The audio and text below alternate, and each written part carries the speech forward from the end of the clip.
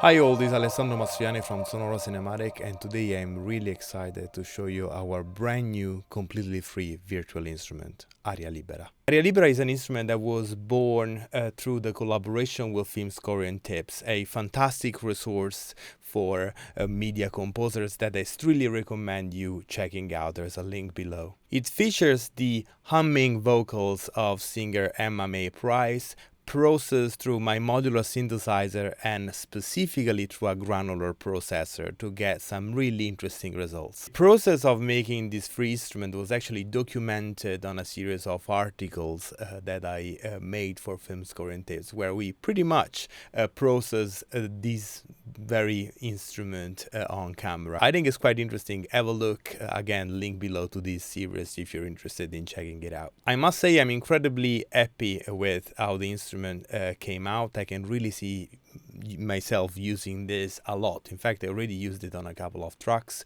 So let's have a look together. A word of warning, you are gonna need the full version of Kontakt 6.7.1 in order to run this. Let's get started. The concept behind Aria Libera is actually very simple. It's organized in an XY layer, and moving across the X-axis, you crossfade between different layers of granularization.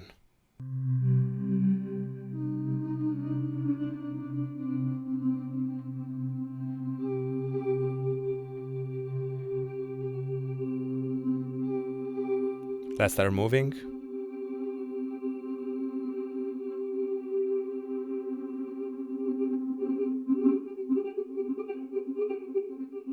And you can get pretty extreme on the far right.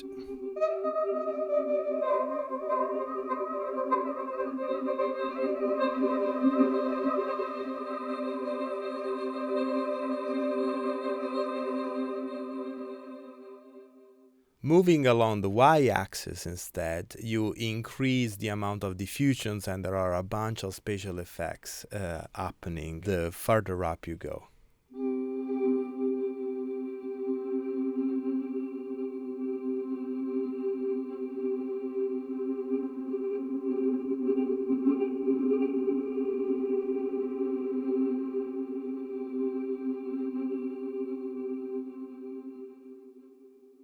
So it's really a great tool for creating atmospheres, pads, and that sort of thing. Let's have a quick look at the more utilitarian aspect of it. You have a basic fader that reacts to CC11 as per industry standard, but you can obviously right-click on it and assign it to any MIDI controller that you like, and this controls the overall volume of the library. There's a basic envelope with attack and release and a reverb send. And what I like the most about this is that you have full control over the two CC numbers that you use for the X and the Y. I like having these for two reasons. First one is that not everybody has a physical or virtual XY pad to control. So in this case, I have it assigned to CC 14 and 15, and I can use these two knobs over here to expressively control it.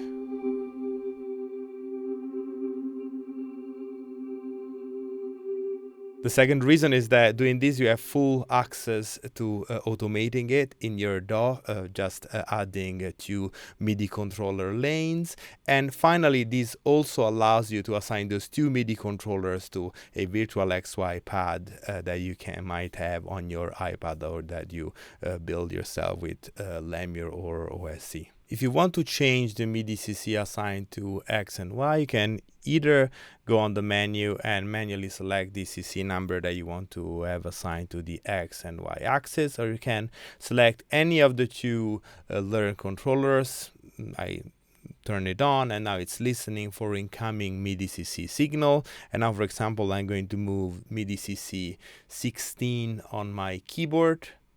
And there you go. Now it knows that the x-axis is assigned to CC16, and maybe I can assign 17 or 18 maybe for the Y, and now I have full control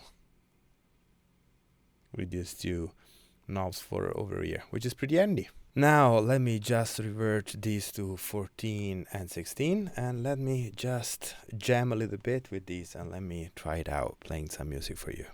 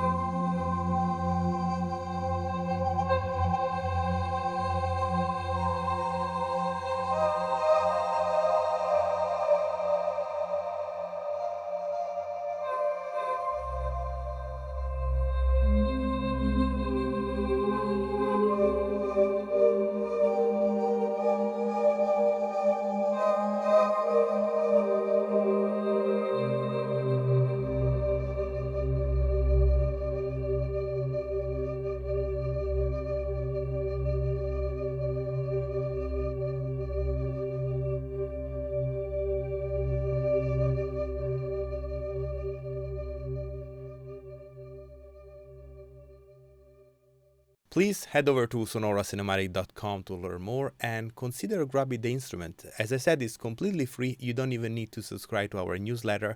However, if you do so, we really appreciate it and you'll be notified every time that we come out with a new sale or with a new free instrument.